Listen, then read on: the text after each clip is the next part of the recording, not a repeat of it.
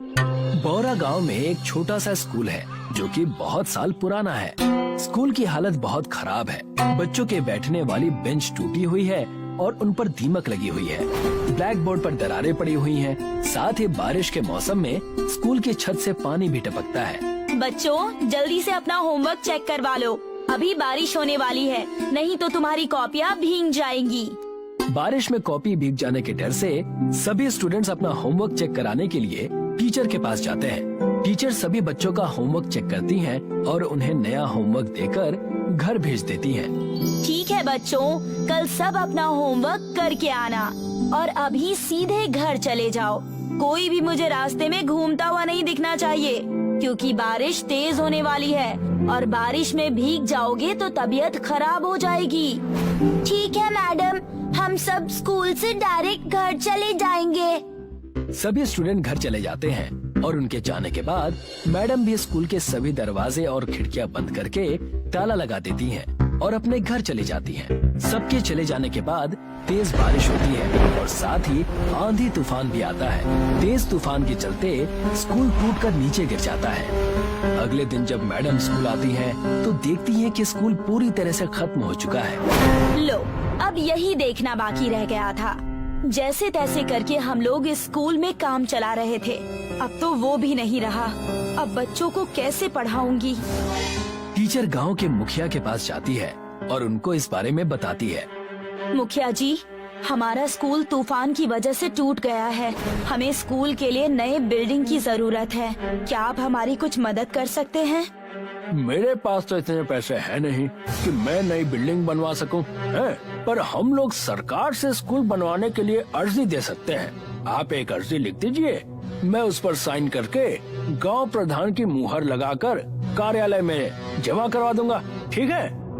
Teacher school की building बनवाने के लिए एक एप्लीकेशन लिखकर मुखिया को देती है। मुखिया उस पर प्रधान की मुहर लगाकर उसको अपने नजदीकी सरकारी ऑफिस में जमा कर देता है। कुछ दिनों के बाद एक सरकारी इंजीनियर स्कूल का नक्शा बनाने और जगह का मुआयना करने गांव में आता है। ये लीजिए मैम, मैंने नए स्कूल का नक्शा बना दिया है। मैं इसकी एक कॉपी ऑफिस में जमा कर दूंगा। जैसे ही सरकार की तरफ से बजट पास होगा, नया स्कूल बनने का काम शुरू हो जाएगा। टीचर को नए स्कूल का नक्शा देने के बाद इंजीनियर वहाँ से चला जाता है और सरकारी ऑफिस में स्कूल का नक्शा दे देता है, पर सरकारी अफसर इस विषय पर कोई भी ध्यान नहीं देते और बहुत समय गुजर जाने के बाद भी स्कूल बनने का काम शुरू नहीं होता है। कई महीने इंतजार किया, अब तो 1 साल होने को है। अभी तक नया स्कूल बनने का कोई संकेत तक नहीं है। मुझे तो नहीं लगता कि सरकार हमारे लिए स्कूल बनवा कर देगी।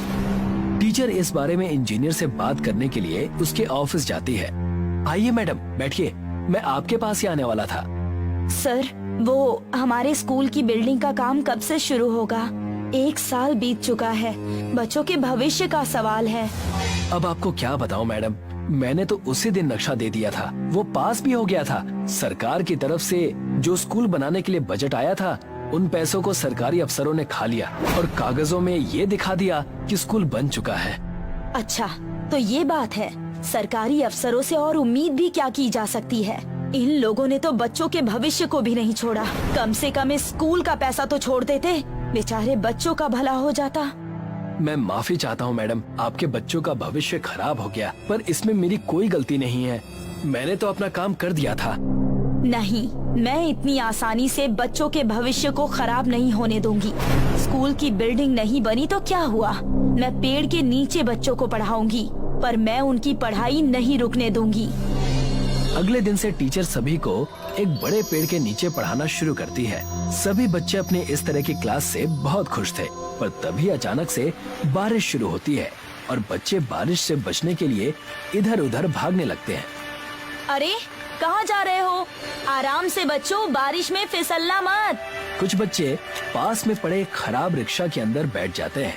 मैडम भी रिक्शा के अंदर चली जाती हैं और आगे ड्राइवर की सीट पर बैठकर बच्चों को पढ़ाने लगती हैं। ये तो हमें अच्छी जगह मिल गई है बच्चों, हम लोग यहाँ बैठकर भी पढ़ाई कर सकते हैं। पर मैडम, इस रिक्शा में तो सिर्फ हम 4 लोग ही पढ़ाई कर सकते हैं, बाकी के स्टूडेंट्स कैसे पढ़ेंगे? इस बारे में कुछ सोचना पड़ेगा। मैं कोई उपाय निकालती हूँ। तुम आज का अपना लेसन कंप्लीट करो और घर चले जाओ। मैं कल तक नए स्कूल का इंतजाम करती हूँ। सभी बच्चों के जाने के बाद मैडम एक रिक्शा मैकेनिक के पास जाती हैं। मुझे बच्चों के लिए एक नया स्कूल बनाना है, क्या तुम मेरी मदद कर सकते हो? मैं रिक्शा मैकेनिक हूँ मैडम, कोई बिल्डिंग बनाने वाला मिस्त्री नहीं हूँ जो आपके लिए स्कूल बनाकर दे दूँ। मुझे रिक्शा का ही स्कूल बनाना है, पत्थर का नहीं, इसीलिए तो तुम्हारे पास आई हूँ। रिक्शे का स्कूल? पर कैसे? मैंने तो आज तक कभी भी रिक्शा का स्कूल ना देखा है और ना ही सुना है, पहली बार आपके मुंह से ही सुन रहा हूँ। मैडम, मैं गरीब आदमी हूँ, ये देखकर आप मेरे साथ मजाक तो नहीं कर रही? और अगर मजाक नहीं कर रही हैं, तो आप खुद ही बता दीजिए कि रिक्शा का स्कूल कैसे बना सकते हैं। देखो, वहाँ पर बहुत टाइम से कुछ खराब रिक्शे पड़े हैं, क्या तुम उन सभी को जोड़कर एक ऐसा रिक्शा स्कूल तैयार कर सकते हो जिसमें मेरे सभी स्टूडेंट्स एक साथ मिलकर पढ़ सकें? अच्छा, तो ऐसी बात है, आपने पहले क्यों नहीं बताया? ये तो मैं अच्छे से कर सकता हूँ, आप सिर्फ मेरा कमाल देखते जाइए। मैं सभी खराब रिक्शा को जोड़कर एक ऐसी पाठशाला बनाऊंगा कि आप देखते रह जाएंगे। अब वो मैकेनिक सभी खराब पड़े रिक्शा को एक जगह पर इकट्ठा करता है और बिल्डिंग करके जोड़ देता है। ये लीजिए मैडम, आपका रिक्शा स्कूल चकाचक बनकर तैयार हो गया है। पढ़ने के लिए ब्लैक बोर्ड फिट कर दिया है। बहुत बहुत धन्यवाद। तुम्हारा जो भी बिल हुआ है वो मुझे दे दो, मैं पे कर देती हूँ। कैसी बात कर रही हैं मैडम आप बच्चों के भविष्य के लिए इतना कुछ कर रही हैं और मैं इतना भी काम फ्री में नहीं कर सकता क्या? और वैसे भी मेरी बेटी सुधा को तो आप ही पढ़ाती है ना। ठीक है, फिर मैं चलती हूँ, बच्चों के स्कूल का टाइम हो रहा है। अब टीचर रिक्शा स्कूल की ड्राइविंग सीट पर बैठकर उसको चलाने लगती है और बच्चों के घर जाकर उनको पिक करती है। एक औरत को रिक्शा चलाता देखकर लोग उनका मजाक उड़ाते हैं, पर टीचर उनकी बात पर कोई ध्यान नहीं देती है। अरे वो देखो, औरत रिक्शा चला रही है। अब टीचर सभी स्टूडेंट को उनके घर से पिक करती है और सभी को रिक्शा स्कूल के अंदर पढ़ाती है और छुट्टी होने पर सभी को घर पर ड्रॉप कर देती है। सभी बच्चे भी मन लगाकर पढ़ाई करते हैं और एग्जाम में टॉप करते हैं। ये देखो बच्चों, हमारे स्कूल के बारे में न्यूज़पेपर में आर्टिकल छपा है, सभी ने टॉप किया है, इसलिए सभी स्टूडेंट्स को नई क्लास के लिए शुभकामनाएं।